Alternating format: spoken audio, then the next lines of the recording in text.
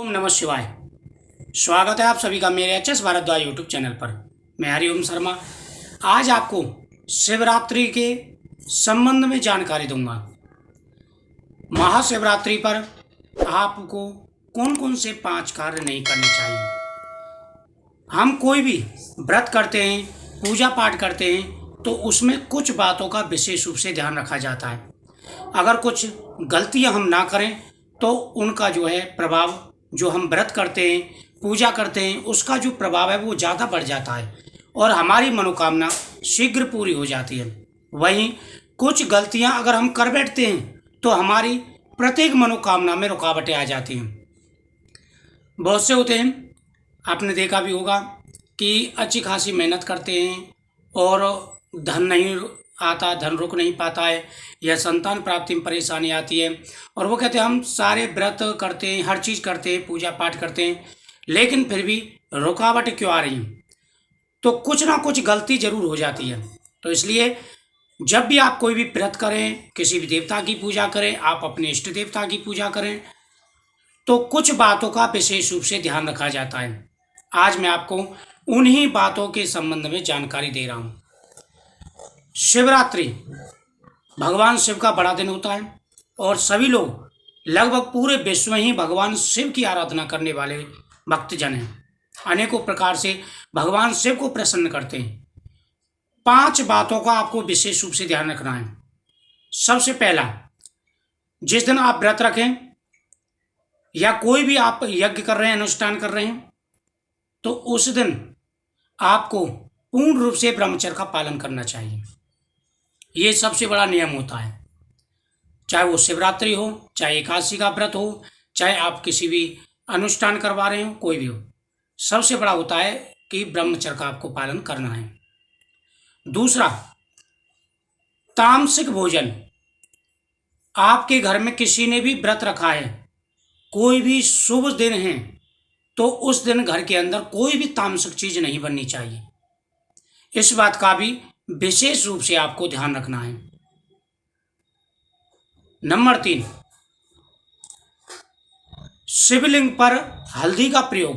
ये वीडियो मैंने पहले भी बनाई थी और उसमें मैंने बताया था कि शिवलिंग पर कौन कौन सी चीजें नहीं चढ़ानी चाहिए। तो शिवलिंग पर सिर्फ चंदन ही आपको लगाना है। शिवलिंग पर सिर्फ चंदन से ही आपको जो है भगवान शिव जी के टीका करना है और रोली माता पार्वती के लगानी है। भगवान शिव को भस्मी चंदन अति प्रिय है, तो इसलिए भगवान शिव पर आपको हल्दी और रोली का प्रयोग बिल्कुल नहीं करना है। आप सफ़ेद चंदन का प्रयोग करें या आप भस्मी तैयार कर लें, बाजार से भी भस्मी मिल जाती है, उसको आप जो है भगवान शिव को लगाएं। शिवरात्रि पर विशेष रूप से आपको ध्यान रखना है। नंबर 4, शिवरात्रि पर विशेष रूप से ध्यान रखना है कि आपको उबला हुआ दूध भगवान शिव पर नहीं चढ़ाना है, ताज़ा दूध चढ़ाना है।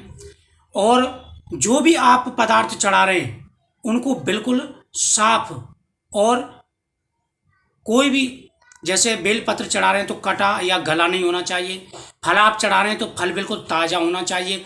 कोई भी पदार्थ आप चढ़ा रहे हैं भगवान शिव पर तो वह बिल्कुल ताज़ा होना चाहिए। आप किसी भी देवता के प्रति आप कोई भी पदार्थ अर्पण कर रहे हैं तो वह बिल्कुल ताज़ा होना चाहिए। इस बात का विशेष रूप से आपको ध्यान रखना है। किसी भी बुजुर्ग का अपमान, किसी भी सम्मानित व्यक्ति का अपमान करना सबसे बड़ा पाप होता है। आप घर के अंदर पूजा पाठ कर रहे हैं और वहीं अगर आप किसी बुजुर्ग का अपमान कर रहे हैं या अपने माता पिता का अपमान कर रहे हैं, किसी का भी अपमान कर रहे हैं, तो यह आपको नहीं करना चाहिए। लड़ाई झगड़ा, जिस दिन पूजा पाठ होती है या आप व्रत करते हैं उस दिन किसी से बहसबाजी या लड़ाई झगड़ा नहीं करना चाहिए। कहते हैं कि कोई भी पूजा पाठ करते हैं तो सात्विक प्रगति होनी चाहिए, यानी सात्विक विचार होने चाहिए। वहीं अगर तामसिक विचार आ गए तो उसमें भी जो है पूजा पाठ में परेशानी आती है। और इस दिन शिवलिंग के जल का जो अभिषेक करते हैं हम शिवलिंग का, उसका थोड़ा सा जल ला करके घर में जरूर छिड़कें, गंगा जल मिक्स करके। आपके घर की सारी व्याधाएं, सारी परेशानियां दूर हो जाएंगी। तो इन बातों का आपको विशेष रूप से ध्यान रखना है और यह गलती आपको नहीं करनी है। अगर इन बातों का आप ध्यान रखेंगे तो भगवान कृपा से आपकी सारी परेशानियां दूर होंगी और हर मनोकामना पूरी होगी। बाकी उपाय का वीडियो मैं डाल चुका हूँ, आप जा करके चैनल पर देख सकते हैं। जय श्री